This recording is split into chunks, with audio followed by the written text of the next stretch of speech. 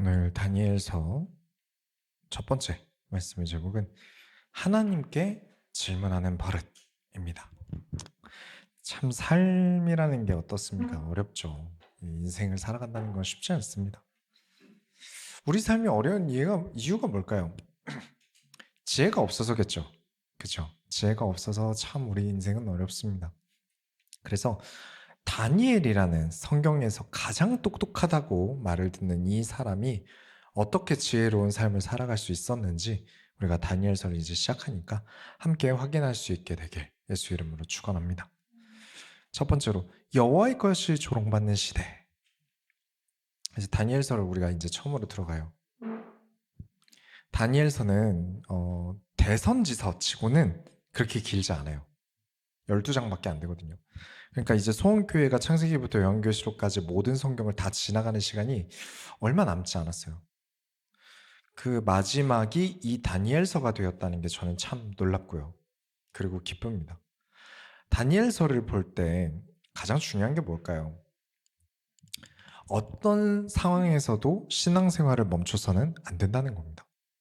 다니엘서를 꿰뚫는 가장 중요한 건 우리는 어떠한 일에도 신앙은 포기해서는 안 된다예요. 신앙생활을 멈춰도 되는 합당한 이유가 무엇일까요? 내가 교회를 안 다녀도 되는 이유. 하나님께서 이때만큼은 교회 가지 말라, 신앙생활 하지 말라, 기도하지 말라 하신 적 있으신가요? 한 번도 없으십니다. 유일하게 이것만큼은 포기 안 하셨어요. 이 이야기를 가장 강력하게 하는 성경이 다니엘서입니다. 포로로 끌려가도, 감옥에 끌려가도, 불바다에 들어가더라도, 사자굴에 들어가더라도 너희는 하나님 바라보기를 쉬지 마라. 우리가 다니엘서를 보면서 하나님 바라보기를 멈추지 않는 모든 소원교회 성도님들이 다 되시길 예수 이름으로 축원합니다. 다니엘서 1장 1절부터 2절 보면 유다 왕 여호야김이 다스린 지 3년이 되는 해에 바벨론 왕 느부갓네살이 예루살렘에 이르러 성을 에웠었더니 주께서 유다 왕 여호야김과 하나님의 전 그릇 얼마를 그의 손에 넘기심에 그가 그것을 가지고 신할 땅 자기 신들의 신전에 가져다가 그 신들의 보물 창고에 두었더라. 지금 이 구절이 무슨 말을 하고 있는 거냐면 바벨론의 왕이 유다 이스라엘을 침공해서 성전에 있던 보물들, 그러니까 보물은 반짝거리는 뭐 보석만 말하는 게 아니죠. 어떤 그릇들, 오래된 유물들도 보물이 될 수 있는 거예요. 그걸 가지고 바벨론 신전에 보관을 했어요. 이게 무슨 말이냐면 바벨론의 신이 이스라엘의 신을 이겼다라는 증명을 하고 있는 거예요. 옛날엔 신본주의라서 강한 나라의 신이, 그렇죠? 가장 강한 신으로 여겨지는 거죠. 약한 나라의 신은 약한 신을 섬기는 나라. 약한 나라는, 우리나라는 강한 신이 보호하는 강한 나라라는 신에 대한 자부심으로 살아가던 시대예요. 그 자부심을 키워줄 수 있는 게 이렇게 바벨론 신전에 가면 이스라엘의 신이 졌다, 여호와는 패배했다는 표시로 성전의 보물을 가져다가 전시를 해놓는 거죠. 다른 나라들도 마찬가지로 그렇게 하고요. 그러면 이제 얼마나 내 나라, 그 바벨론 사람들은 자기 나라에 대한 자부심이 생기겠어요. 최고의 신을 섬기는 최고의 나라가 되는 거예요. 그럼 반대로 포로로 끌려간 이제 유다 사람들도 이 신전을 볼 거 아니에요. 그죠? 그 신전 볼 때 어떤 기분이 들까요? 왜 우리 여호와는 이렇게 약해서 신전을 보니까 솔로몬 성전은 비교도 안 되고 크고 우람하고 어마어마한 신전이 있는데 우리 신은 뭐가 그렇게 약한지 우리를 이렇게 포로로 끌려와서 노예처럼 살게 만드나. 그죠? 이렇게 화가 잔뜩 나고요. 자부심은 사라지고 원망과 슬픔과 찡얼거림밖에 남지 않을 거예요. 여러분은 이런 상황에서 예배를 드리실 수 있으십니까? 여러분은 그런 상황에서 예배를 드리고 계신 거예요. 자신 있게 말씀드릴 수 있습니다. 이때나 그때나 크게 다르지 않아요. 교회의 표징들이 세상의 우스꽝스러운 모습이 되어버렸어요. 목사하라고 머릿속에 떠오르면 하나님의 말씀이 떠오르고 거룩함, 경건 이런 게 떠올라야 되는데 부패의 상징이 되어버렸어요. 중국에서 그 뚜레쥬르를 어제 갔다 왔거든요. 뚜레쥬를 한자로 이제 바꿔서 불러요. 뭐든지 영어 안 쓰고 그 나라는 이제 한자로 바꾸잖아요. 그래서 뚜어루주어르 이렇게 부르더라고요. 그게 발음해서 부르는데 한자 뜻을 풀면 많은 즐거움의 날이래요. 그런 것처럼 처음 크라이스트라는 게 중국에 들어갔단 말이에요. 예수교가 이제 들어갔는데 중국에서 한문으로 기리스도라고 했대요. 그걸 또 줄여서 기두라고 했어요. 그게 우리나라에 한문 그대로 들어와서 우리나라에서 기독이 된 거예요. 그래서 기독교는 그리스도교라는 뜻이에요. 근데 요즘에 기독교라고 안 부르고 세상에서 뭐라고 하죠? 개독교라 그러죠. 그러니까 그리스도가 아니라 게리스도가 돼버린 거예요. 그러니까 나는 그리스도는 좋은데 기독교는 싫어라고 말하면 아주 이상한 거예요. 네, 기독이 그리스도니까 그리스도는 좋은데 그리스도교가 싫다야 말이 안 되는 거죠. 그건 어법상 말이 안 돼요. 그리고 요즘 과학을 좋아하는 사람들은 신앙생활하는 사람을 전능하고 멍청한 사람 취급을 하고 있어요. 근데 이렇게 된 이유의 책임은 누구에게 있을까요? 과학이 발전해서? 세상이 바뀌어서? 다니엘서 이전 상황을 가지고 지금 시대에 대입을 해보겠습니다. 이스라엘의 지도자들은 온갖 부패로 인해서 하나님의 말씀을 버렸어요. 부정부패를 위해서 가짜 선지자들과 제사장들을 세워서 백성들을 바보로 만들었어요. 성전 안에는 우상들을 가져온 그 사람들 때문에 이스라엘은 무너지고 여호와의 것들은 바벨론에 가져가 조롱거리가 됐어요. 성전 안에는 여호와의 것이 아닌 것으로 가득 채워놓고 성전 안에 여호와의 것은 뺏기고 어떤 상황인지 아시겠죠? 지금 우리 시대도 그렇습니다. 교회가 무너진 것은 이 사람들이 시대가 바뀌어서 다른 나라가 쳐들어와서가 아니라 부정과 부패를 방치하고 방임한 자들에게 책임이 있는 거예요. 최근 1년 동안 통계를 보니까 2, 3년 전에 있었던 통계보다 몇 배의 성관련 사고가 교회에서 계속 터지고 있는 거라고 하더라고요. 이상하니만큼 심해요. 최근 1년이. 점점 안 좋은 이미지, 안 좋아지는 이미지가 계속 더해지고 있는 거죠. 그래서 교회는 무조건 하나님의 말씀인 성경을 끼고 있어야 됩니다. 성경을 절대 버려서는 안 돼요. 자기가 듣고 싶어하는 말을 해주는 가짜 교사를 따라간 백성들과 백성들이 듣고 싶은 말을 해줘서 이득 본 가짜 교사들의 관계가 너무나도 분명하고 끈끈했기 때문에 이스라엘이 멸망한 것처럼 교회가 어쩌다 이 지경까지 망했는가를 생각해 보면 우리가 예레미야서와 에스겔서를 통해 알 수 있죠. 우리가 요한계시록을 가지고 설명을 드렸지만 요한계시록이 말세에 일어날 멸망에 대한 예언이니까 지금 보지 않아도 될까요? 아니죠. 멸망이 왜 일어나는지 알면 우리가 그 재앙을 막을 수 있잖아요. 교회의 멸망을 앞두고 있는 우리가 왜 교회가 멸망하는지 이해를 해야만, 성경을 통해 이해를 해야만 우리 교회만큼은 하나님의 말씀을 지킬 수 있는 겁니다. 성경이 우리를 보호하고 있는 거예요. 이 말씀을 버리지 않기에 우리가 보호를 받고 있는 겁니다. 바벨론이 와서 멸망을 시킨 게 아니라 성경을 버렸기 때문에 더 이상 보호받을 울타리, 하나님의 보호하심이 없어지니까 멸망한 거예요. 심지어 그 바벨론도 하나님께서 들어서 보내신 거라고 하나님께서 말씀하시잖아요. 우리가 예레미야서를 통해서 보았죠. 하나님 말씀대로 해라 라는 이 명령은 하나님이 이득 보기 위해서가 아니라 우리가 망가지지 않도록 지키시고 계신 거예요. 우리를 위한 명령이에요. 이렇게 말씀이 무너진 탓에 세상의 조롱거리가 된 세상에서 저와 여러분은, 그리고 이 세상에 남아있는 진짜 하나님의 일꾼들과 교회들은 지금 예배를 드리고 있습니다. 멋진 일이에요. 이 교회들은 멋진 교회들이에요. 이 자리에서 예배드리고 있는 여러분이야말로 오늘부터 보게 될 다니엘서에 합당한 응답을 받을 만한 사람들입니다. 다니엘서를 보면서 교회가 무너지고 있는 이 세상에 능히 여호와를 바라보므로 승리하는 모든 소원교 성도님들이 다 되시길 예수 이름으로 축원합니다. 두 번째로, 열린 마음이라는 건 무조건 좋은 걸까요? 3절에 보면 환관장 아스부나스라는 사람이 나와요. 환관장은 그러니까 왕의 비서 같은 사람이에요. 왕궁의 내부의 일에 대해 왕의 명령을 받고 일했던 사람이니까 엄청난 권력자겠죠. 왕이 이 환관장에게 이스라엘 왕족이나 귀족 중에 잘생기고 똑똑한 소년을 뽑아서 데려와서 교육시켜라 라는 명령이 나와요. 이게 뭐냐면 똑똑하고 준수한 왕족이나 귀족 자제가 바벨론에 충성하는 모습을 보이면 포로들은 알아서 말을 잘 듣겠죠. 이런 방법은 어느 나라나 침략하면 하던 방식이죠.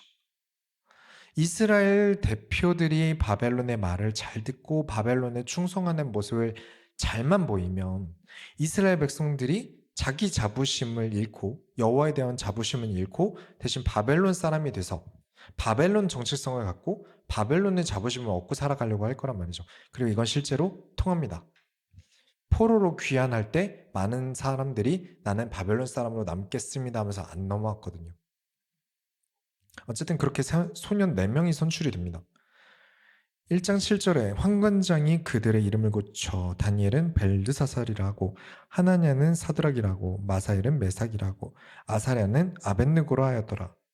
이스라엘에 다니엘, 하나냐, 미사엘, 아사랴 이렇게 4명이 뽑혀요. 그런데 이렇게 선출이 됐으면 말 잘 들어야죠. 포로로 끌려와서 막 노예처럼 부려먹고 막 매맞고 살 수 있었는데 지금 이제 정치끼리 열린 거잖아요. 쉽게 얘기하면. 근데 다니엘이 선을 넘는 행동을 합니다. 그게 뭐냐면 왕이 다니엘에게 먹으라고 한 음식들을 거부해요. 얘네들 이런 거 먹여라고 지정해 놓았던 그 음식들을 다니엘이 저는 안 먹겠습니다라고 거부를 해요.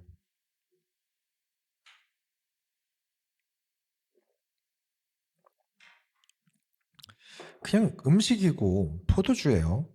근데 거부를 해요. 그런데 다니엘이 이 음식을 먹으면 나는 부정한 자가 됩니다 라면서 먹지 않겠다는 거예요. 왜냐면 2가지 이유가 있는데 율법에 먹지 말라고 하는 음식이 포함되어 있을 수 있기 때문에 그래요. 이스라엘은 율법에 돼지고기가 금지되어 있죠. 근데 요리가 돼서 나오면 내가 지금 먹는 고기가 양고기인지 낙타고기인지 돼지고기인지 알 수가 없잖아요. 그래서 그냥 안 먹겠다. 그리고 포도주도 안 먹겠다 그래요. 포도주는 먹어도 되잖아요. 포도주도 왕이 여호와가 아닌 다른 신에게 바치고 돌아오는 포도주일 수 있잖아요. 그래서 안 먹겠대요. 지금 일개 포로가 왕이 준 걸 안 먹겠다는 거예요. 제정신입니까?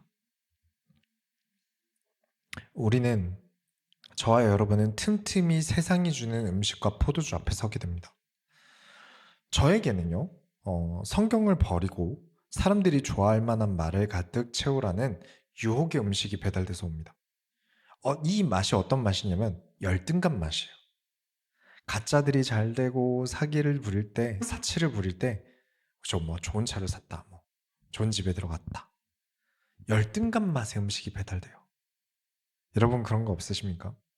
교회 가기 귀찮은 맛 음식이 배달되거나 헌금하기 아까운 맛이 배달되거나 그렇죠? 여러 음식들이 배달이 됩니다.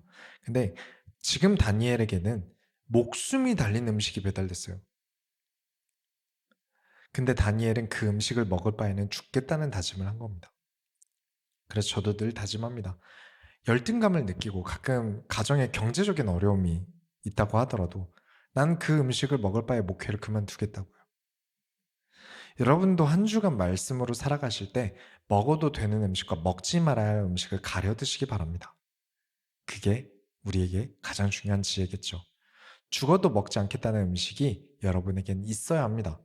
가려 먹을 음식이 여러분에게 있으셔야 돼요.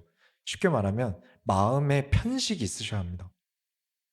세상이 자꾸 열린 마음을 가지라고 가르쳐요. 물론 너무 폐쇄되면 안 되죠. 막 모든 아무 얘기도 귀 닫고 막 살아가면 안 되는 건데 그렇게 가르쳐도 여러분에게는 골라서 듣는 닫힌 마음이 존재해야 돼요. 왜냐하면 우리는 신앙을 강하게 지켜야 하기 때문입니다. 안 듣는다는 건 폐쇄, 지킨다는 뜻이죠. 열린 마음의 단점은 합리화가 쉽다는 겁니다. 쉽게 말하면 우리가 요한계시록에서 본 표범 같은 짐승은 합리화의 표본이죠. 하나님께 열린 마음을 가지고 있대요. 하나님께서는 뭐든지 나에게 얘기하십시오. 듣고 있으면서 죄악에 대해서는 닫힌 마음으로 계셔야 합니다. 여러분, 누워만 있어도 몸에 안 좋죠. 일어나 있기만 해도 몸에 안 좋겠죠. 우리는 움직여야 합니다. 마음도 똑같죠. 항상 마음을 열어두는 게 좋은 것만은 아니라는 거예요. 닫아야 할 때는 닫고 열어야 할 때는 열어야겠죠. 인터넷에 글 쓴 사람들이 뭐 이렇게 자기는 오픈마인드다, 열린 사람이다 라는데 너무 많이 열린 사람들을 보면요. 점점 정신에 핀트 하나가 나가요. 정신질환이 옵니다. 마음을 방어할 줄 모르고 사는 건 굉장히 위험합니다. 왜냐하면 마음이라는 것, 감정이라는 것은 굉장히 약하기 때문에 그래요.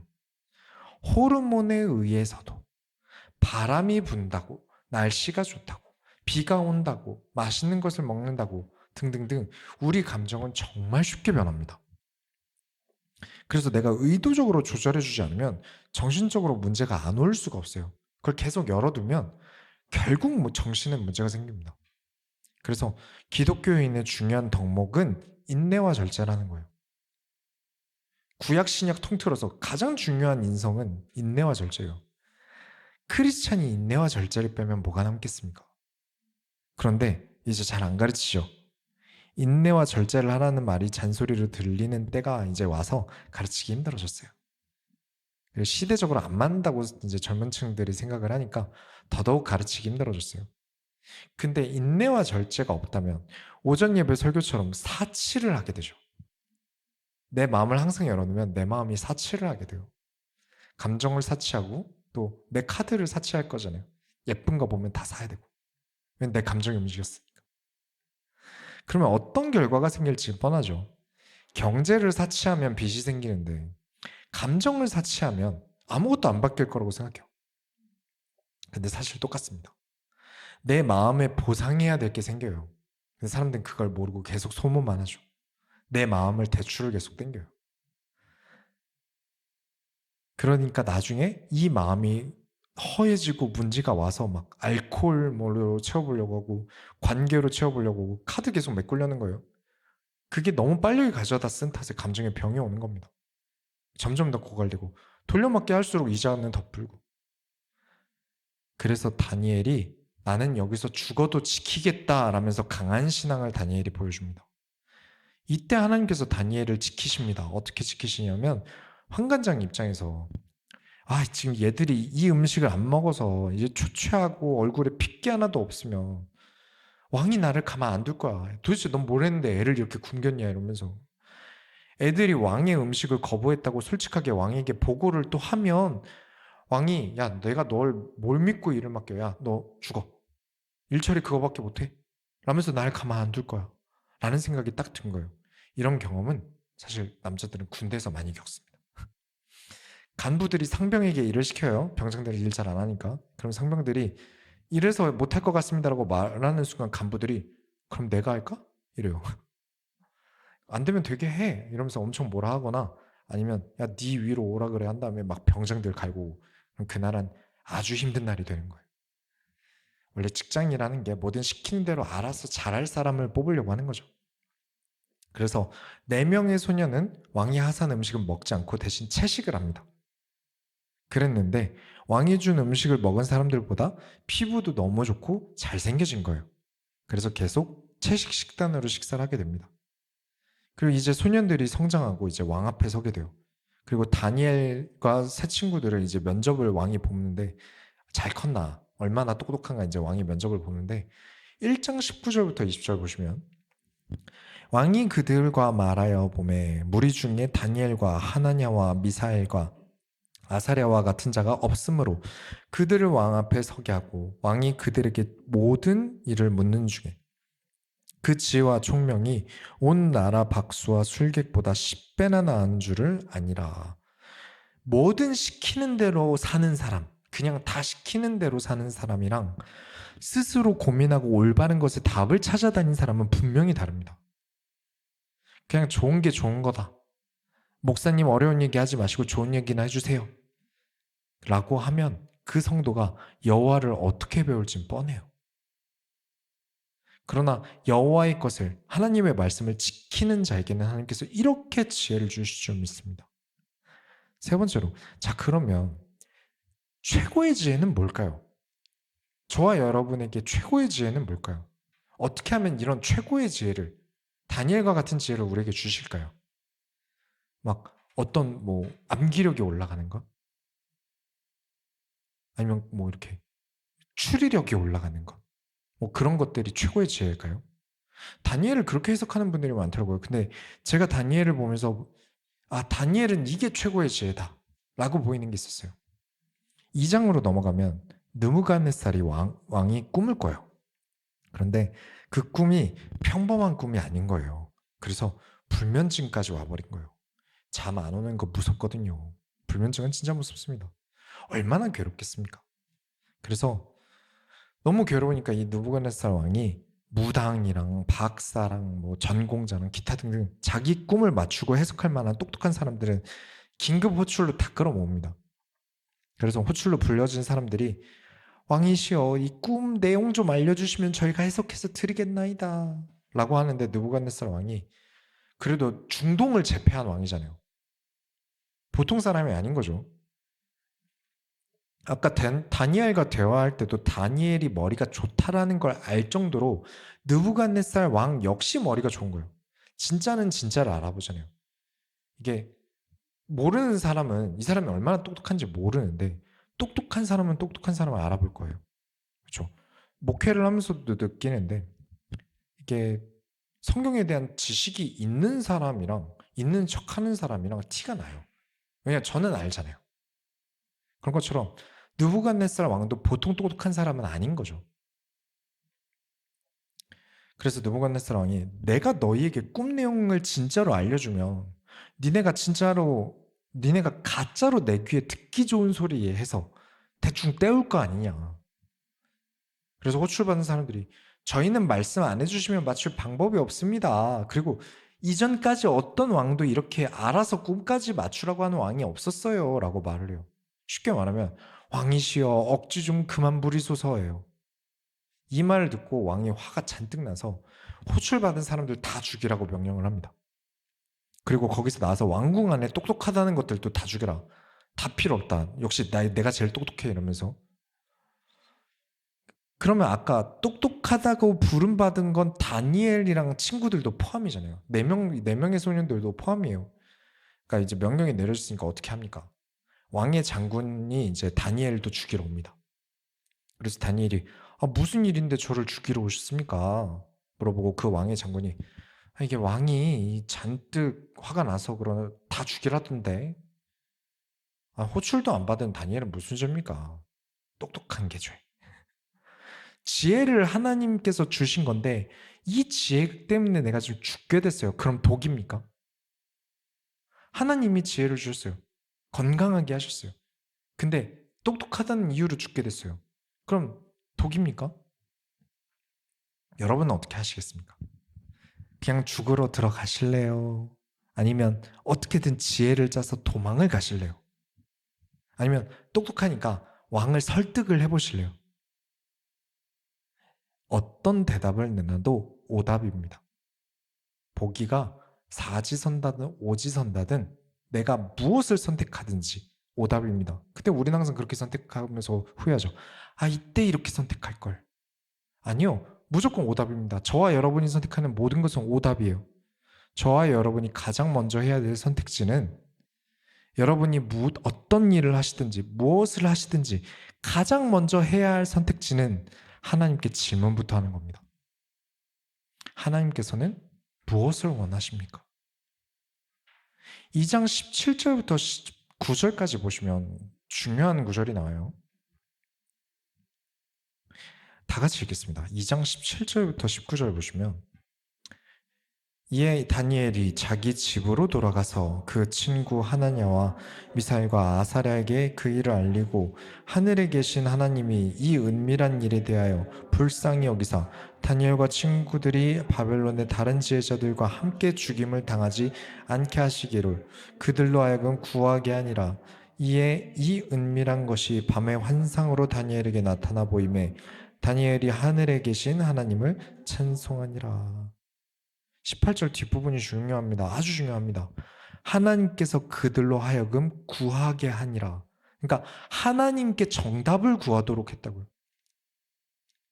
하나님 알려주세요라고 하도록 하나님께서 만드셨다. 이들이 기도하도록 하셨다. 다니엘과 친구들이 하나님께 질문하지 않았으면 하나님께서 답변도 없으셨을 테니 하나님께 질문부터 하도록, 기도부터 하도록 하셨다는 거예요. 여러분이 가장 먼저 해야 될 선택지입니다.